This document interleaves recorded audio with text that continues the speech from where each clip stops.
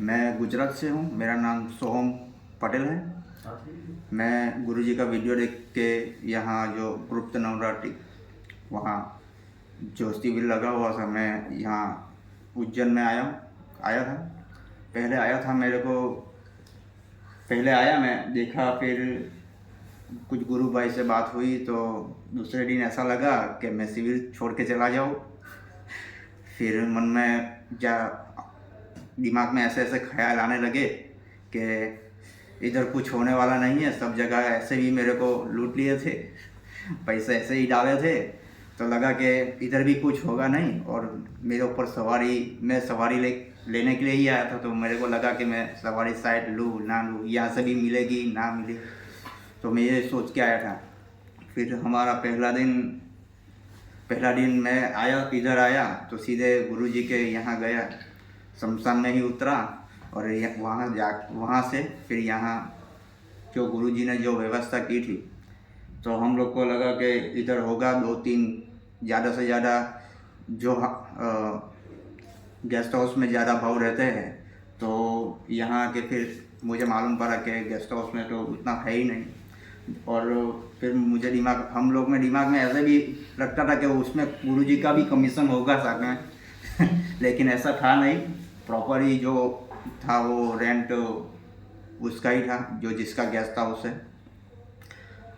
गुरुजी यहाँ आते थे।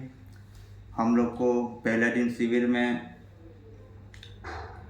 गुरु दीक्षा के बाद हम लोग को शमशान में गए, जो मंत्र दिए थे वो उसका जाप किया। जाप होने के बाद फिर आहिस्ता दिन बढ़ता गया। बढ़ने के बाद गुरुजी यहाँ पे आए।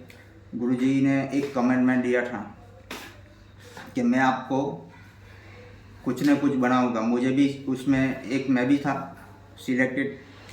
तो जो मेरे गुरु भाई थे 5-6 जन, गुरुजी ने उसको कमिटमेंट किया था कि आपको मैं कुछ न कुछ बना के दूंगा, कुछ न कुछ यहाँ से भेजूंगा तो बना के ही भेजूंगा। वो कमिटमेंट सबको दिया था। और आज जो लास्टवा दिन 9 दिन पूरा हुआ, जब हम पाटन गए, पावागढ़ गए, तो पावागढ़ में हमने दर्शन किए। फिर पाटन में सब लोग मेरी माता के मंदिर में गए। मेरी माता के मंदिर में जाके ही जो ऐसा जोरदार झटका लगा, वो झटकों के हिसाब से ही है कि जैसे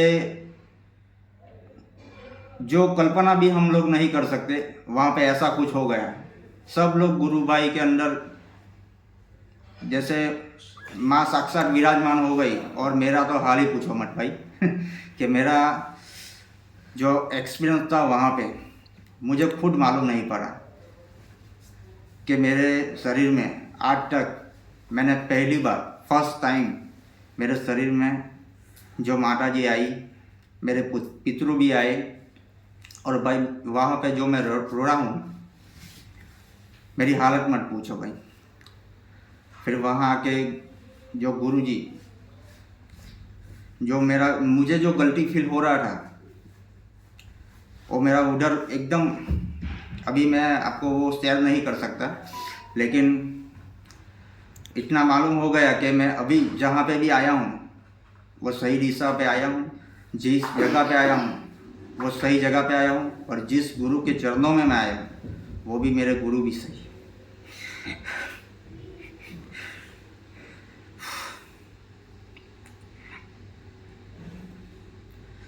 तो रो मत बोलो।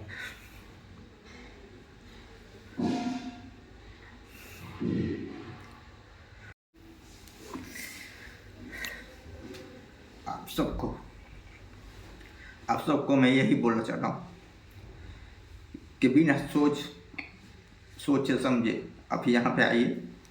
और जो मेरे गुरु है,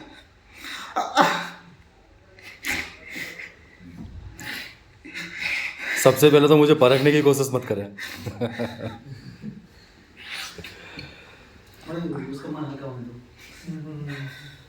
देखो, सबसे बड़ी वीडियो चल रही है। सबसे बड़ी बात तो ये है कि जब आप आए थे डे 1 मुझे सबने बच्चे ही समझा कि ये आदमी क्या सिखाएगा। आप सब उम्र दराज हो, आपके सामने तो मैं कुछ हुई नहीं, लेकिन मैंने बोला था कि जैसे जैसे आप शमशान में जाओगे, जैसे जैसे दिन निकलते जाएंगे और मेरा ओरिजिनल खेल चालू होगा पाटन जाके। आपको साधना करी, आपको सिद्धि दी, सब कुछ किया, पाटन में गए। देखो जिसने जो गलतियाँ करी, माफ़ करने वाला मैं कौन, माफ़ करने वाली माता? मैं तो आपकी तरह इंसान हूँ, पर जिसको पश्चाताप हो जाए वो इंसान है।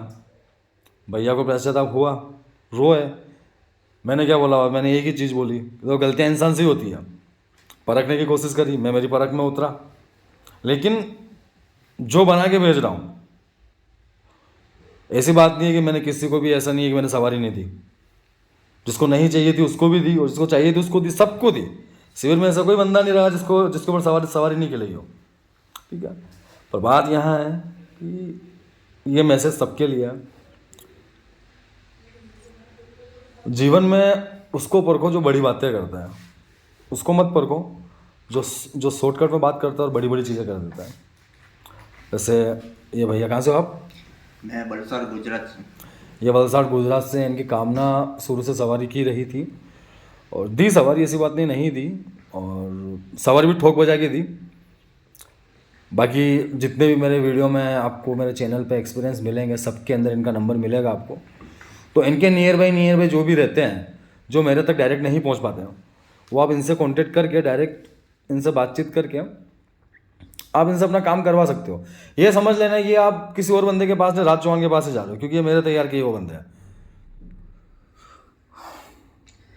तो मैं सभी को यही कहना चाहता हूँ कि आप बिना संकोच आप यहाँ मेरे गुरुजी के पास आइए, और आपकी जो भी मनोकामना होगी वो मेरे गुरु आपकी पूरी करेंगे।